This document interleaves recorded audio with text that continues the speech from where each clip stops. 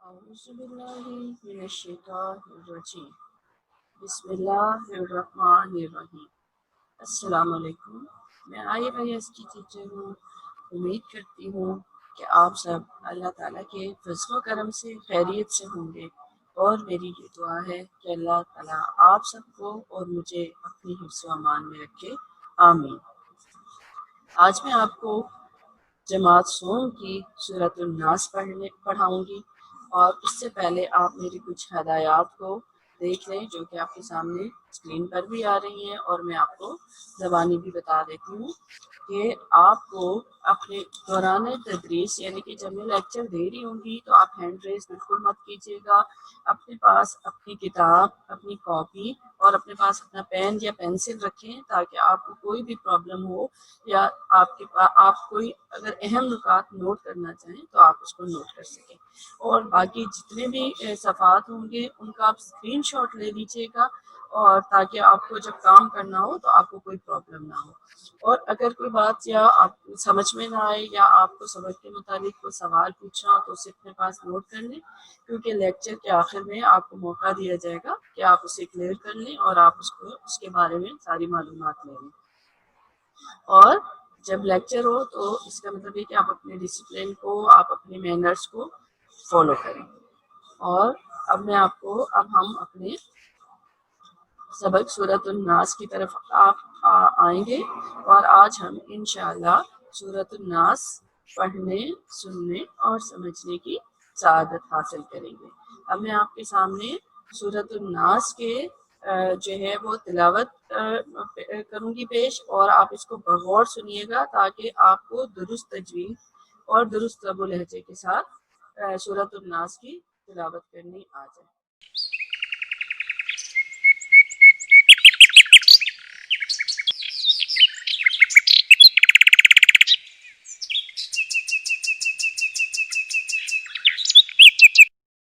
بسم الله الرحمن الرحيم قل أعوذ برب الناس ملك الناس إله الناس من شر الوسواس الخناس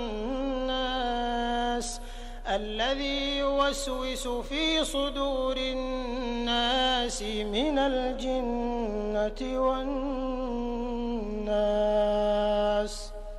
اب امید ہے کہ آپ لوگوں نے جو ہے وہ بغور سورۃ الناس کی تلاوت سنی ہوگی، اور اب انشاءاللہ تعالی آپ کو بہت اچھے سے یہ سمجھ آ گئی ہوگی، اور اب انشاءاللہ تعالی آپ بھی بہت زیادہ بہتر تجوید کے ساتھ اس کو پڑھ سکیں گے اور سمجھ سکیں گے۔ اچھا، اب میں آپ کو ترجمہ پڑھ کر سنا رہی ہوں، آپ اس ترجمے کو بھی غور سے سنیے گا اور سمجھیے گا، پھر میں اس کے بعد آپ کو اس کی وضاحت سناؤں گی۔ دیکھیں، اس میں کہا گیا ہے، آپ صلی اللہ علیہ وسلم کو مخاطب کر کے کہا گیا ہے، آپ کہہ دیجئے میں لوگوں کے رب کی پناہ مانگتا ہوں، لوگوں کے مالک کی، لوگوں کے معبود کی، دل میں وسوسہ ڈالنے والے شیطان کے شر سے، جو اللہ کا نام سن کر پیچھے ہٹ جاتا ہے، جو لوگوں کے دلوں میں وسوسے ڈالتا ہے، چاہے وہ جنات میں سے ہو یا انسانوں میں سے۔ جی، ایک بار میں پھر ترجمہ پڑھ رہی ہوں، آپ اسے غور سے سنیے گا۔ آپ کہہ دیجئے کہ میں لوگوں کے رب کی پناہ مانگتا ہوں، لوگوں کے مالک کی، لوگوں کے معبود کی، دل میں وسوسہ ڈالنے والے شیطان کے شر سے، جو اللہ کا نام سن کر پیچھے ہٹ جاتا ہے، جو لوگوں کے دلوں میں وسوسے ڈالتا ہے، چاہے وہ جنات میں سے ہو یا انسانوں میں سے۔ ٹھیک ہے، اب امید ہے کہ آپ لوگوں کو اس کا ترجمہ بھی بہت اچھے سے سمجھ میں آ گیا ہوگا، اور یہ ترجمہ آپ کی کتاب میں بھی موجود ہے، آپ وہاں سے اس کو دوبارہ بھی دیکھ سکتے ہیں۔ اب ہم اپنے الفاظ معنی کی طرف آتے ہیں، کیونکہ آپ کو اگر الفاظ معنی بہت اچھے سے یاد ہوں گے تو آپ کو ترجمہ پڑھنے میں اور ترجمہ یاد کرنے میں اور پھر اس کا ترجمہ لکھنے میں بہت زیادہ آسانی ہو جائے گی۔ اب دیکھیں کہ کئی جگہ پر یہاں پر سورت میں 3 جگہ پر الناس کا لفظ استعمال ہوا ہے، تو اس کا مطلب ہے لوگوں کے۔ سے کیا مطلب ہے؟ الناس کا مطلب ہے لوگوں کے۔ اب مالکی، मालिकी का मतलब है बादशाह। कौन सा बादशाह? हकीकी बादशाह। तो किसकी यहाँ पर किसकी पनाह में आने की बात हुई है? पहले हुई है या यहाँ पर हुई है? हकीकी बादशाह की जिक्र हुआ है। उसके बाद है इलाही, यानी मरबूते माबूदे बरहक। माबूद का मतलब क्या होता है? जिसकी हम इबादत करते हैं। और बरहक का क्या मतलब होता है? जो सिर्फ हक पर होता है, ऐसा माबूद जिसकी इबादत की जाए जो उसके लायक हो। अच्छा, बस वसवास का क्या मतलब है? वसवसा अंदाज के, यानी कि वो इस अंदाज से आता है शैतान आपके सामने कि वो आपके अंदर वसवसे डालता है। अच्छा, अब यहाँ पर जो अल खन्नासी का लफ्ज इस्तेमाल किया गया है वो है पीछे हटने वाला, यानी कि शैतान के लिए इस्तेमाल किया गया है कि शैतान पहले हमारे दिल में वसवसा डालता है और जब देखता है कि हमने उसकी बात पर अमल कर लिया तो वो पीछे हट जाता है। तो ये इसके मानी पीछे हट जाने वाला है। अच्छा, अल्लज़ी इसका मतलब है जो, सुदूरी दिलों यानी दिल की जमा। वैसे तो इसे सीना भी कहा जाता है, लेकिन सीने में चूंकि जो है वो दिल होता है अहम सबसे जो जिस्म का औज़ा होता है, तो इसलिए यहाँ पर इसको दिलों और दिल की जमा कहा गया। अब है अल जिन्नाती। अल जिन्नाती यानी जिन्नात। जिन जो है उसे जिन कहेंगे एक को, और ये जिन्नात ही है, तो इसका मतलब है कि एक से ज्यादा जिनों की यहाँ पर बात की गई है। अच्छा, अब हम अपनी शान नुज़ूल जो है इस सूरत की शान नुज़ूल की तरफ आते हैं। अच्छा, अब मैं आपको बताऊं कि शान नुज़ूल दरअसल होता क्या है। हर सूरत जो है वो या तो इसलिए नाजिल हुई कि अल्लाह ताला उसमें कोई ना कोई अहकामात दीन के मुतालिक पहुंचाना चाहता था, या वो सूरत इस वजह से नाजिल हुई कि कोई वाकया ज़हूर पजीर हुआ, यानी कि कोई मौका आया उस पर वो नाजिल हुई, या फिर वो सूरत इसलिए नाजिल हुई कि कोई मौका आने वाला था। तो आपको तो पता है अल्लाह ताला की ज़ात तो हर चीज के बारे में आगाह है और वही जो है सब कुछ जानने वाला है, तो उसे तो पता होता है। तो आने वाले मौके के मुनासबत से भी कई सूरतें जो है वो नाजिल हुई। तो अब इस सूरत की शान नज़ूल क्या है? इस सूरत की शान नज़ूल ये है कि यहूदी, आपको पता है कि शुरू से ही हज़रत मोहम्मद सल्लल्लाहु अलैहि वसल्लम और इस्लाम के बहुत ज़्यादा खिलाफ थे और नाउज़ुबिल्लाह वो आप सल्लल्लाहु अलैहि वसल्लम को सख्त नापसंद करते थे। तो एक यहूदी और उसकी बेटियों ने आप सल्लल्लाहु अलैहि वसल्लम पर जादू कर दिया था और इसका ये असर हुआ था कि आप सल्लल्लाहु अलैहि वसल्लम कई बातें भूल जाते थे।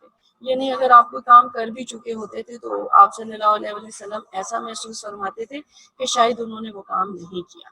तो इस मौके पर फरिश्तों के जरिए अल्लाह ताला ने आप सल्लल्लाहु अलैहि वसल्लम को आगाह फरमाया कि आप सल्लल्लाहु अलैहि वसल्लम पर जादू किया गया है, यानी कि सहर किया गया है, और ये जादू या सहर जो है धागे पर गिरा लगा कर किया गया है और इसका जादू का तोड़ हो इस तरह से होगा, यानी कि उसके असरात इस तरह से खत्म होंगे कि उसके लिए आप सल्लल्लाहु अलैहि वसल्लम सूरतुल फलक और सूरतुल नास जो है उसकी आयात पढ़े, तो इंशाल्लाह ताला ये जो जादू का असर है ये खत्म हो जाएगा।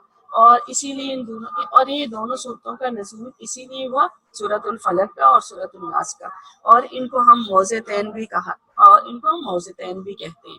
और आज तक भी हमारे लिए ये है कि अगर हमारे नजरें बद हो जाए या हम पर जादू वगैरह का असर हो जाए तो उसके इलाज के लिए आज भी हम इन सूरतों को पढ़ें तो इंशाल्लाह ताला अल्लाह ताला जो है वो हमें निजात देंगे शहर से, और हमारे ऊपर से जादू के असरात जो है इंशाल्लाह ताला मुकम्मल तौर पर खत्म हो जाएंगे।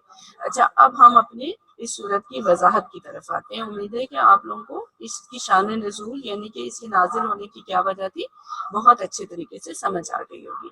तो चलिए अब हम लोग अपनी वजाहत की तरफ आते हैं, यानी कि आपको मैं बहुत वजाहत के साथ ये समझाऊंगी कि सूरतुल नास में क्या कहा गया। जी, अब सूरतुल नास में क्या किया गया? अब ये देखिए, सूरतुल नास में सबसे पहले किससे पनाह मांगी गई है? सबसे पहले अल्लाह ताला से लोगों का रब कहकर अल्लाह ताला से उसकी पनाह मांगी गई। क्यों लोगों का रब कहा गया है? क्योंकि तमाम इंसानों का पैदा करने वाला और तमाम इंसानों का हकीकी मालिक जो है और तमाम इंसानों का जो शहंशाह है वो अल्लाह ताला है।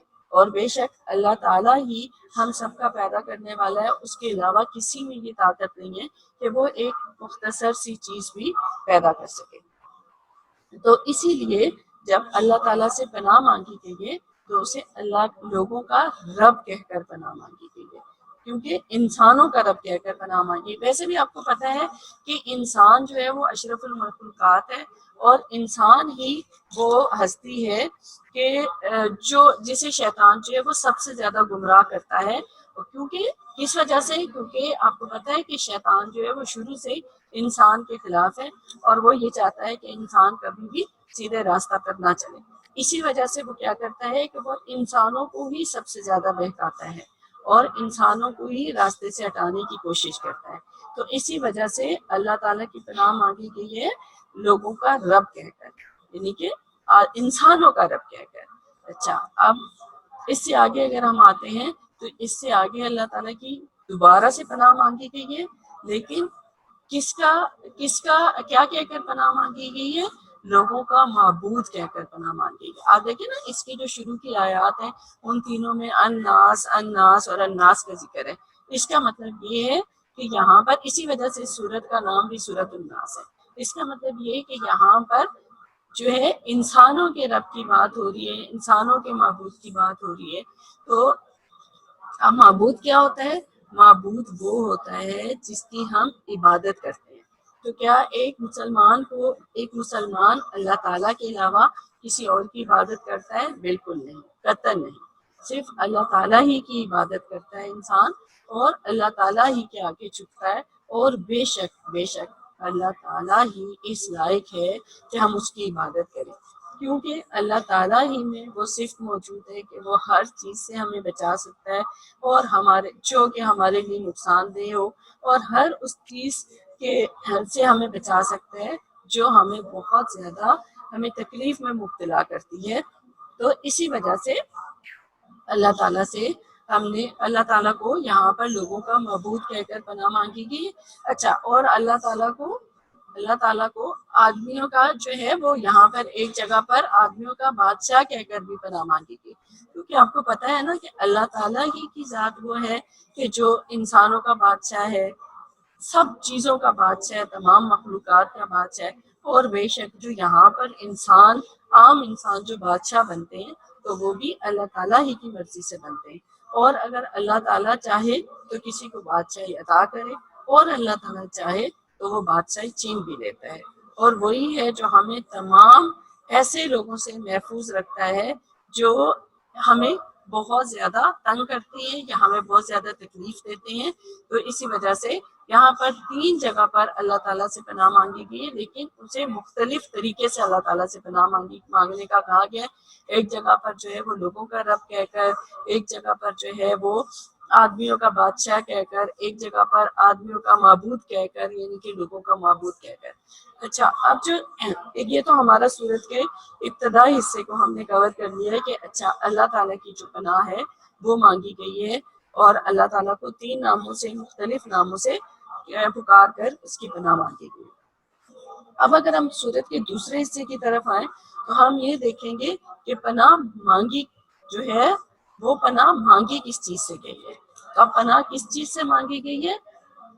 پناہ جو ہے وہ شیطان سے مانگی گئی ہے۔ کس سے پناہ مانگی گئی ہے؟ شیطان سے پناہ مانگی گئی ہے۔ اب سورۃ الفلق میں بھی شیطان سے پناہ مانگی گئی ہے، لیکن اس میں کیا ہوا ہے؟ اس میں ایسے شیطانوں سے پناہ مانگی گئی ہے، اور ایسی چیزوں سے، سورۃ الفلق میں ایسی چیزوں سے پناہ مانگی گئی ہے جو ظاہری چیزیں، جیسے کہ جادو ہے، رات کا اندھیرا ہے، اور جو بھی برائی کرنے والی چیزیں ہیں ان کی پناہ مانگی گئی ہے۔ اب یہ ساری چیزیں جو سورۃ الفلق میں کیا ہیں، وہ ظاہری چیزیں، یعنی کہ اگر آپ پر کوئی جادو اور سحر کرے گا تو آپ کو کیا ہوگا؟ آپ کو نظر آ جائے گا کہ اس نے مجھ پہ جادو کیا ہے، اس کے اثرات آ رہے ہیں، ٹھیک ہے۔ اگر آپ جو ہے وہ رات کے اندھیرا ہے تو وہ بھی نظر آتا ہے کہ اچھا اس سے پناہ مانگی گئی تو رات کا اندھیرا بھی نظر آ جاتا ہے۔ تو یہ کیا ہے؟ یہ ساری ظاہری چیزیں۔ لیکن اب سورۃ الناس میں جو شیطان سے پناہ مانگی گئی ہے، تو شیطان تو آپ کو پتہ ہے کیا ہوتا ہے کہ شیطان کے بارے میں آپ صلی اللہ علیہ وسلم نے بھی یہ فرمایا کہ یہ انسان کی رگوں میں خون بن کر دوڑنے لگ جاتا ہے، یہ اتنا اندر تک انسان کے اندر چلا جاتا ہے۔ تو اس میں ہمیں کیا کیا ہے، اس میں ہمیں شیطان سے پناہ مانگی گئی ہے، کیونکہ شیطان کیا کرتا ہے، شیطان کا یہی ہے کہ وہ وسوسہ ڈالتا ہے۔ وہ ایسا نہیں کرتا کہ تم بالکل یہ کام نہ کرو، کہ اگر آپ کوئی نیکی کر رہے ہیں تو آپ بالکل یہ نیکی نہ کریں، بلکہ وہ ایسے کرتا ہے کہ دیکھو اگر نماز پڑھنے کی باری آتی ہے تو وہ کہتا ہے رہنے دو، نماز نہ پڑھو، دیکھو تم تھکے ہوئے ہو، ذرا ٹھہر کے پڑھ لینا، تھوڑی سی دیر آرام کر لو، تھوڑی سی دیر سو جاؤ پھر پڑھ لینا۔ تو کیا ہوتا ہے کہ وہ انسان خود ہی سوچ رہا ہوتا ہے، وہ ایسا نہیں ہوتا کہ اسے کوئی کچھ کہہ رہا ہے، وہ اس کی اپنی ہی سوچ ہوتی ہے، لیکن دراصل وہ اس کا وسوسہ ہوتا ہے۔ اور وسوسہ یعنی کہ وسوسہ کا مطلب یہ ہے کہ برے خیالات جو آپ کو برائی کے راستے پہ ڈالتے ہیں، وہ شیطان کی طرف سے ہوتے ہیں ہمیشہ۔ اچھا، اب وسوسہ کی اگر ہم الٹ دیکھیں نا تو وہ الہام ہوتا ہے۔ اب الہام کیا ہوتا ہے؟ یہ اللہ تعالیٰ کی طرف سے اچھی باتیں جو ہمارے ذہن میں آتی ہیں کہ نہیں اگر ہم ایسا کریں تو اچھا، تو یہ اس کو ہم کہیں گے الہام، یعنی کہ یہ اللہ تعالیٰ کی طرف سے ہوتا ہے ہمیشہ۔ لیکن وسوسہ کیا ہوتا ہے؟ وسوسہ ہمیشہ برے خیالات کو کہا جاتا ہے، اور وسوسے کون ڈالتا ہے؟ یہ شیطان ڈالتا ہے۔ اگر آپ جو ہے وہ حج کرنا چاہے گا کوئی شخص تو اس کے دل میں ڈالے گا کہ چھوڑو اتنا زیادہ پیسہ جو ہے وہ صرف ایک حج پر خرچ کرو گی، اس سے بہتر ہے کہ تم کوئی اپنے لیے دنیاوی آسائشات جو ہے وہ حاصل کر لو، اپنے کاروبار میں پیسہ لگاؤ، اپنے مکان کو بہتر بناؤ۔ تو کیا ہے اس کا مطلب یہ ہے کہ اس نے وسوسہ ڈالا۔ اگر کوئی شخص روزہ رکھنا چاہے تو اس کے ذہن میں یہ وسوسہ ڈالے گا کہ کیا ضرورت ہے روزہ رکھنے کی، اتنی شدید گرمی ہوگی، تمہیں بھوک لگے گی، تمہیں پیاس لگے گی، تمہاری طبیعت خراب ہو جائے گی، پھر تم کیا کرو گے، تمہارے باقی گھر کے کام بھی رہ جائیں گے، اگر تمہاری طبیعت خراب ہو گئی اور تم زیادہ مسئلے مسائل ہو گئے تو تمہاری اولاد کا کیا بنے گا۔ یہ ساری باتیں اس کے ذہن میں ڈال کر وسوسے ڈالے گا۔ اچھا، اب جو شیطان ہے اس کا کام کیا ہے؟ وہ وسوسے ڈالتا ہے، اور وسوسے ڈالنے کے بعد وہ کیا کرتا ہے؟ وسوسے ڈالنے کے بعد وہ کیا کرتا ہے؟ خود پیچھے ہٹ جاتا ہے، کیونکہ وہ سمجھتا ہے کہ اس کا کام ہو گیا۔ جس طرح سے آپ نے دیکھا نا کہ کوئی شخص چوری کرنے کی نیت سے آتا ہے تو جب وہ چوری کر لیتا ہے یعنی کہ وہ اپنا مقصد حاصل کر لیتا ہے تو کیا ہوتا ہے؟ وہ وہاں سے غائب ہو جاتا ہے۔ اگر کوئی شخص ڈاکو ہوتا ہے، وہ ہم سے کوئی چیز چھیننا چاہتا ہے تو جب وہ ہم سے وہ چیز چھین لیتا ہے تو اس کے بعد وہ پیچھے ہٹ جاتا ہے۔ اسی طرح سے شیطان ہے، اگر وہ ہمیں کوئی بھی بات کہتا ہے، کوئی بھی ہمارے ذہن میں برا خیال ڈالتا ہے، کوئی بھی ہمارے ذہن میں وسوسہ ڈالتا ہے، تو جیسے ہی وہ دیکھتا ہے کہ ہاں اب یہ انسان جو ہے وہ میرے کہنے پہ لگ گیا ہے اور یہ اب بس عمل کرنا ہی والا ہے جو کچھ میں نے کہا ہے، یا تو اس نے عمل کر لیا ہے، تو وہ کیا کرتا ہے؟ وہ پیچھے ہٹ جاتا ہے۔ اچھا، ایک تو وہ تب پیچھے ہٹتا ہے کہ جب ہم اس کی کہنے پہ، اس کا وسوسہ ڈالنے پہ عمل کر لیتے ہیں، اور ایک وہ تب پیچھے ہٹتا ہے جب ہم اللہ تعالیٰ کی پناہ مانگ لیتے ہیں۔ ٹھیک ہے، جب ہم کہہ دیتے ہیں نا کہ اعوذ باللہ من الشیطان الرجیم، ٹھیک ہے، تو وہ کیا ہوتا ہے کہ وہ تب بھی پیچھے ہٹ جاتا ہے۔ لیکن یہ نہ سمجھیں کہ وہ ہم نے ایک دفعہ اعوذ باللہ پڑھ لیا اور وہ پیچھے ہٹ گیا، نہیں، وہ اس وقت کچھ دیر کے لیے تو پیچھے ہٹے گا، لیکن وہ پھر اس کو جیسے ہی موقع ملے گا تو وہ کیا کرے گا؟ وہ دوبارہ سے آئے گا اور دوبارہ سے ہمیں بہکانے کی کوشش کرے گا، اور دوبارہ سے ہمارے دل میں وسوسے ڈالے گا، اور پھر اس کے بعد جو ہے وہ پھر ہم اگر اللہ تعالیٰ کی پناہ میں آ جائیں گے تو وہ پھر ہمارے پاس سے ہٹ جائے گا۔ لیکن اس کے بعد کیونکہ یہ دیکھیں نا، یہ اب اگر کوئی شر ہوتا ہے تو شر کے ساتھ خیر بھی ہوتی ہے، اور آپ دیکھیں کہ اگر کوئی بیماری ہوتی ہے تو اس کا علاج بھی ہوتا ہے۔ اسی طرح سے اگر شیطان ہمارے اندر وسوسہ پیدا کرتا ہے تو اس کا علاج یہ ہے کہ ہم اللہ تعالیٰ کی پناہ مانگیں، ہم اللہ تعالیٰ کی پناہ میں آ جائیں، اور جب ہم اللہ تعالیٰ کی پناہ مانگ لیں گے اور ہم اللہ تعالیٰ کی پناہ میں آ جائیں گے تو انشاءاللہ اس وقت شیطان ہمارا کچھ نہیں کرے گا۔ لیکن اب خناس کا مطلب یہی ہے کہ وسوسہ ڈالتا ہے پھر پیچھے ہٹ جاتا ہے، لیکن پیچھے ہٹنے سے یہاں یہ مراد نہیں ہے کہ وہ بالکل پیچھے ہی رہتا ہے، بلکہ پیچھے ہٹنے سے یہاں پر مراد یہ ہے کہ شیطان تھوڑی دیر کے لیے پیچھے ہو جاتا ہے، اور جب دوبارہ اس کو موقع ملتا ہے تو وہ کیا کرتا ہے کہ دوبارہ ہمیں بہکانے کے لیے آ جاتا ہے، اور پھر جو ہے دوبارہ ہمیں بہکاتا ہے۔ اچھا، اب دیکھیں کہ شیطان جو ہے وہ ہمیشہ ایسا ہی نہیں ہے کہ ہماری سوچ کے ذریعے ہمیں بہکاتا ہے، بلکہ شیطان جو ہے ہمیں دوسرے انسانوں کے روپ میں بھی آ کر بہکاتا ہے، کہ کوئی انسان جب ہم کوئی نیک کام کرنے لگیں گے تو جو انسان ہے وہ اس طرح کا آ جائے گا کہ ہمیں وہ نیک کام میں جو ہے وہ مطلب روڑے اٹکائے گا، نیک کام کے اندر جو ہے رکاوٹیں پیدا کرے گا، اور ہمیں یہ بتائے گا کہ یہ جو تم نیک کام کرنے جا رہے ہو اس میں دراصل تمہارا نقصان ہے، اور وہ ہمیں کون سا والا نقصان بتائے گا؟ ظاہر ہے کہ وہ ہمیں دنیاوی نقصان بتائے گا کہ تمہارا یہ والا نقصان ہے اس کے اندر کہ اگر تم کسی کو زکوٰۃ ادا کرو گے تو لو تمہاری خون پسینے کی کمائی ہے، تمہاری اتنی محنت کی کمائی ہے، اور تم یہ کسی کو ایسے ہی دے دو گے، رہنے دو بھائی کوئی ضرورت نہیں ہے زکوٰۃ کی، تم فلاں کو دو فلاں کو دو، ایسی جگہ پر اس کی زکوٰۃ لگوانے کی کوشش کرے گا کہ جہاں پر وہ زکوٰۃ ادا ہی نہیں ہوگی۔ تو وہ کیا کرے گا؟ وہ بھی شیطان ہی ہوگا دراصل، لیکن شیطان جو ہے وہ کس روم میں ہوگا؟ شیطان جو ہے انسان کے روم میں ہوگا۔ اچھا، بعض اوقات جو شیطان ہے وہ انسان سے کس طرح سے کام کرواتا ہے؟ وہ انسان سے اس طرح سے کام کرواتا ہے کہ وہ دوسرے انسان کو اس بات پہ لگا دیتا ہے، اس کام پہ لگا دیتا ہے کہ وہ اپنے ہی جیسا جو دوسرا انسان ہے، جو دوسرا مسلمان ہے، اس کو نقصان پہنچائے، اس کا برا چاہے، اس کو اس کے راستے میں دیواریں کھڑی کرے، اور اگر وہ کوئی نیکی کا کام کر رہا ہے تب بھی اسے روکے، اور اگر وہ کوئی اچھا کام کر رہا ہے اور جب وہ کسی کے فائدے کا کام کر رہا ہے تو تب بھی اس کو روکے۔ تو وہ کیا ہوا؟ اب یہ انسان، وہ جو کہا گیا نا کہ وہ چاہے انسانوں میں سے ہو یا جنات میں سے ہو، تو اس پہ کیا مطلب ہے کہ وہ انسان بظاہر وہ انسان ہوتا ہے، لیکن وہ دراصل انسان نہیں ہوتا، بلکہ وہ شیطان کا ایک عکس ہوتا ہے، وہ شیطان ہی ہوتا ہے، شیطان ہی کے بہکاوے میں آ کر وہ آپ کو بہکانے کی کوشش کرتا ہے۔ اب اسی طرح سے بہت سے جنات ہیں، اور وہ جنات ایسے ہیں کہ جو تو بہت اچھے جنات ہیں، وہ بالکل بھی اللہ تعالیٰ کی مخلوقات کو تنگ نہیں کرتے، لیکن جو ایسے جنات ہیں جو اللہ تعالیٰ جو ایسے ہیں کہ جو اللہ کے بندوں کو پسند نہیں کرتے، نیک بندوں کو پسند نہیں کرتے، بلکہ وہ شیطان کے ساتھی ہیں، ٹھیک ہے؟ اور شیطان کے ساتھی ہیں، وہ کبھی جادو ٹونے کے ذریعے انسان کو نقصان پہنچاتے ہیں، کبھی اسے نیکی کے کاموں میں اس کے لیے رکاوٹ کھڑی کرتے ہیں، اور اس کی اس طرح کی حالت کر دیتے ہیں، اور اس کو اس طریقے سے تنگ کرتے ہیں کہ وہ نیکی کا کام نہیں کر سکتا۔ اب کیا ہے کہ آپ کو پتہ ہے کہ اب شیطان جو ہے، شیطان کا کیا کام ہے؟ آپ دیکھیں، اگر جو بظاہر جو سورۃ الفلق میں جن چیزوں سے پناہ مانگی گئی ہے وہ چیزیں کون سی ہیں؟ وہ ظاہری چیزیں ہیں، وہ اس دنیا میں ہمیں نظر آ رہی ہیں، لیکن شیطان جو ہم سے کام کرواتا ہے نا، شیطان جو ہمارے دل میں وسوسے ڈالتا ہے، شیطان جو ہمارے دل میں وسوسے ڈالتا ہے، وہ کیا ہوتا ہے؟ وہ ہماری آخرت کو خراب کریں گے۔ کس طرح سے آخرت کو خراب کریں گے؟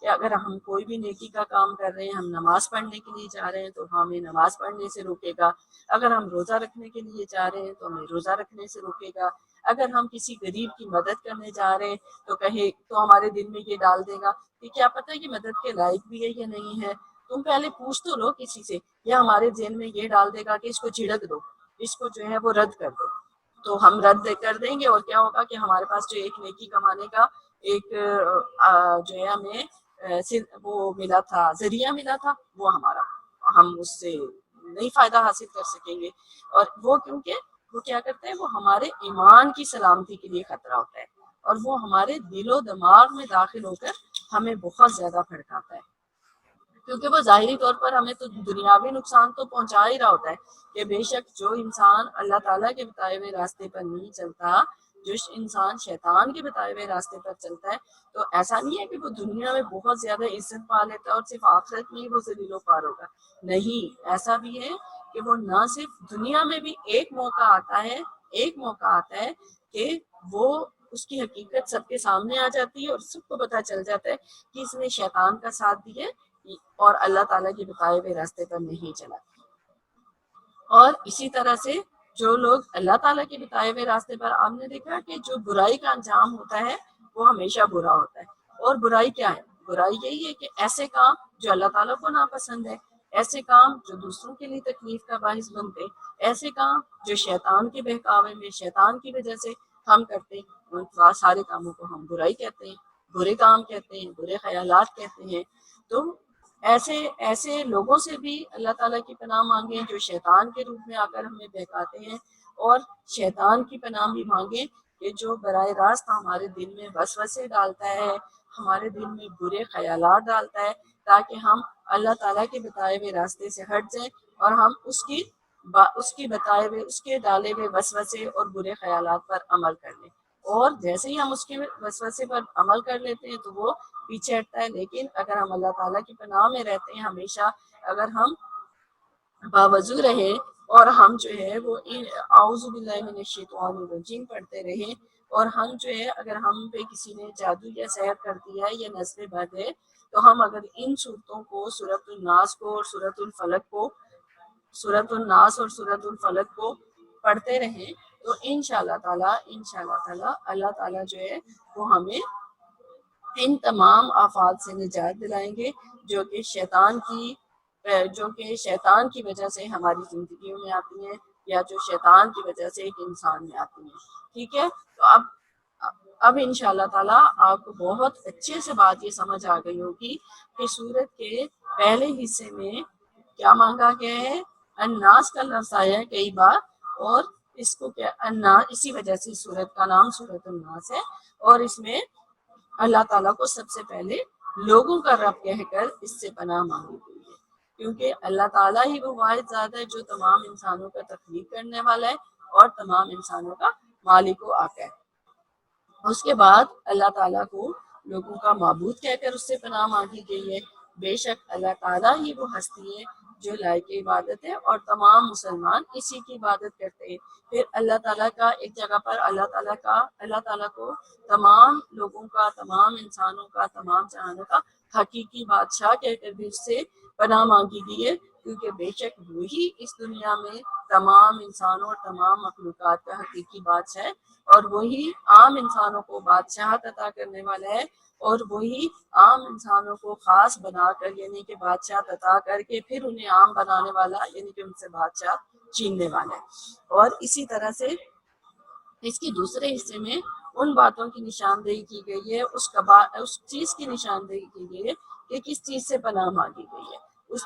اس میں انسان کو شیطان سے پناہ مانگنے کی تلقین کی گئی ہے، اور شیطان کے شر سے پناہ مانگنے کی تلقین کی گئی ہے، کیونکہ شیطان ہی وہ ہے جو ہمارے دلوں میں برے خیالات ڈالتا ہے، وسوسے ڈالتا ہے، اور ہمیں نیکی کے راستے پر چلنے سے روکتا ہے. اور اس میں ان انسانوں اور ان جنوں سے بھی پناہ مانگی گئی ہے جو شیطان کے روپ میں آ کر اور شیطان کے بہکاوے میں آ کر انسانوں کو تنگ کرتے ہیں اور انسانوں کی زندگی میں مشکلات پیدا کرتے ہیں، اور نہ صرف انسانوں کی زندگی میں مشکلات پیدا کرتے ہیں بلکہ انہیں ایسے نیک عمل کرنے سے روکتے ہیں جو ان پر فرض ہیں اور جو ان پر واجب ہیں، اور جو اسلام کے بنیادی عقائد ہیں ان پر بھی عمل کرنے سے روکتے ہیں، اور وہ دراصل شیطان ہی کے ساتھی ہوتے ہیں اور وہ روکتے ہیں. تو ایسے تمام انسانوں سے اور ایسے تمام جنوں سے بھی اللہ تعالیٰ کی پناہ مانگی گئی ہے. اور اب مجھے امید ہے کہ آپ لوگوں کو یہ جو سورت کی میں نے اتنی اچھی تشریح سمجھائی ہے اور اتنی زیادہ وضاحت کے ساتھ سمجھائی ہے، تو انشاءاللہ تعالیٰ آپ لوگوں کو یہ بہت اچھے سے سمجھ آ گئی ہوگی. تو اب ہم آگے چلتے ہیں. جی، تو آپ لوگوں کو میں نے تشریح بہت اچھے سے سمجھا دی ہے. اب میں آپ لوگوں کو آپ کا جو ہے وہ ہوم ٹاسک بتاؤں گی کہ آپ لوگوں نے گھر میں کون سا کام کرنا ہے. جی، اب آپ کا ہوم ٹاسک کیا ہے؟ آپ کا ہوم ٹاسک یہ ہے کہ جس طرح سے آپ نے سورۃ الفلق کا کام کیا تھا اسی طرح سے آپ نے بالکل سورۃ الناس کا کام کرنا ہے، اور آپ نے سب سے پہلے سورۃ الناس کا ترجمہ لکھنا ہے. ترجمہ جو ہے وہ آپ کی کتاب کے اندر موجود ہے، اور آپ اس طرح سے اس کا ترجمہ لکھیں گے کہ اگر آپ نے ایک جہاں پہ سب سے پہلے اوپر آپ ہیڈنگ ڈالیں گے سورۃ الناس، اس کے نیچے آپ ہیڈنگ ڈالیں گے ترجمہ، اور جب آپ ترجمہ لکھنا شروع کریں گے تو آپ جس طرح سے میں آپ کو ابھی دکھاتی ہوں کہ آپ لوگوں کو ابھی آپ کو میں نا اسکرین پر آپ کو دکھاؤں گی، پھر میں آپ کو اس کے مطابق جو ہے وہ سورت کا جو ہے وہ ترجمہ لکھنا سکھاؤں گی.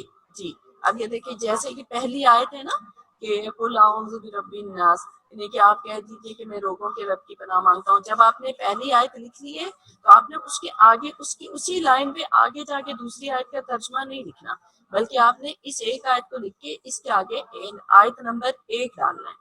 اس کے ترجمے کے آگے آیت نمبر 1 لکھنا ہے. اس کے بعد آپ نے دوسری آیت کا ترجمہ لکھنا ہے لوگوں کے مالک کی، تو آپ نے اس کی نیچے والی لائن میں لکھنا ہے اور نیچے والی لائن میں لکھ کر اس کا ترجمہ اس کے آگے آیت نمبر 2 کا نمبر ڈالنا ہے. اس کے بعد آپ نے جب تیسری والی آیت کا ترجمہ لکھنا ہے تو آپ نے تیسری لائن پر لکھنا ہے وہ، یعنی کہ جہاں پر دوسری آیت کا ترجمہ اسی کے آگے نہیں کہ اس کے آگے جگہ ہے یہ ذرا سا ترجمہ ہے تو ہم تیسری آیت کا بھی اس کے آگے لکھ لیتے ہیں، نہیں، بلکہ آپ نے اس کے نیچے والی لائن میں ترجمہ اس کا لکھنا ہے. اور ساری آیات کا ترجمہ جو ہے وہ آپ نے اسی طرح سے لکھنا ہے، بہت اچھا سا صاف ستھرا سا ترجمہ آپ نے لکھنا ہے اور کتاب میں سے دیکھ کر اس کا بالکل ماں محاورہ ترجمہ لکھنا ہے. اس کے بعد اس کے آپ نے الفاظ معنی لکھنے ہیں. کہ اب یہ دیکھیں آپ کے الفاظ معنی ہیں، یہ آپ کے سلیبس بک کے صفحہ نمبر 41 پر دیے گئے. ٹھیک ہے، آپ یہاں سے دیکھ کر آپ اس کو اپنی کاپی پہ نوٹ کریں گے. اور کیا ہے کہ اسی طریقے سے آپ یہ جہاں پر انہوں نے یہ 4 کالم بنائے ہوئے، آپ 4 کالم نہیں بنائیں گے بلکہ آپ اپنی کاپی کے درمیان صرف ایک لائن ڈرا کریں گے اور ایک طرف آپ الفاظ لکھیں گے اور اس کے دوسری طرف اس کے معنی لکھیں گے. ٹھیک ہے، اور اس کے اگلے والے صفحے پر آپ جو ہے اس سورت کی تشریح لکھیں گے. اور آپ کو میں نے تشریح جو یہ شان نزول آپ نے لکھنی نہیں ہے کاپی پر، یہ میں نے صرف آپ کو سمجھانے کے لیے دی ہے. 3 کلاس میں شان نزول نہیں لکھی جاتی ہے، آپ صرف اس کی تشریح لکھیں گے. اور اس کی تشریح اس طرح سے آپ لکھیں گے، پہلے آپ اوپر سورۃ الناس لکھیں گے اور اس کے نیچے تعارف کی ہیڈنگ ڈالیں گے. اور پھر تعارف کیا ہے اس کا کہ سورۃ الناس میں 1 رکوع اور 6 آیات ہیں.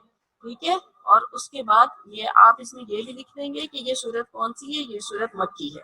اس کے بعد آپ تشریح کی ہیڈنگ ڈالیں گے اور تشریح کے نیچے آپ ایک اور ہیڈنگ ڈالیں گے رب کی پناہ. اور اس کے اندر آپ یہ والی جو تشریح کا یہ والا پیراگراف ہے، کیونکہ 2 پیراگراف میں آپ نے تشریح لکھنی ہوتی تو آپ اس کا یہ والا جو پیراگراف ہے اس کا آپ اسکرین شاٹ لے لیں اور آپ اپنی کاپی پہ بالکل صاف ستھرا لکھیے گا. میں ایک مرتبہ یہ آپ کو پڑھ کر بھی سنا دیتی ہوں. سورۃ الفلق کی طرح یہ سورت بھی موضتین کہی جانے والی. ٹھیک ہے، اور اس کے بعد جو ہے آپ اگلے والا پیراگراف جو ہے وہ اگر اسی کے نیچے جگہ بچے تو اسی کے نیچے لکھیے گا، اگر اس کے نیچے جگہ نہ بچے تو پھر اگلا والا جو آپ کا پیراگراف ہے وہ آپ یہ والا ہے اس کی آپ ہیڈنگ ڈالیے گا اور یہ جو ہے اس کا اسکرین شاٹ لے لیں اور آپ یہاں سے دیکھ کر اب اپنی کاپی میں دوسرا پیراگراف بھی اس کی تشریح لکھیے گا. ٹھیک ہے، تو یہ آپ کا سارا کام ختم ہو جائے گا. یعنی کہ آپ نے سورۃ الناس کا ترجمہ لکھنا ہے، اس کے اگلے صفحے پر آپ نے سورۃ الناس کے الفاظ معنی لکھنے ہیں، اس کے اگلے صفحے پر آپ نے سورۃ الناس کی ہیڈنگ ڈال کے اس کا تعارف لکھ کر اور پھر اس کے بعد اس کی 2 پیراگراف میں ہیڈنگ کے ساتھ تشریح کرنی ہے. تو امید ہے کہ آپ کو تمام کام جو ہے وہ بہت اچھے سے سمجھ آ گیا ہوگا. اب آپ کو میری طرف سے اللہ حافظ.